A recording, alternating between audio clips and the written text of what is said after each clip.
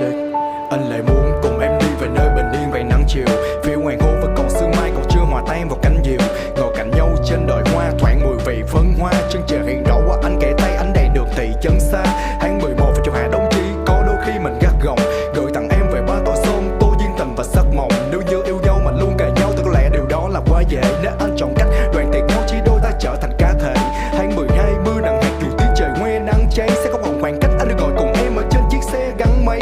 Vỡ tan hết niềm không khác được cùng em đi thật xa. Qua rừng già biết từ bên vách núi bè chim hót vang mật hoa.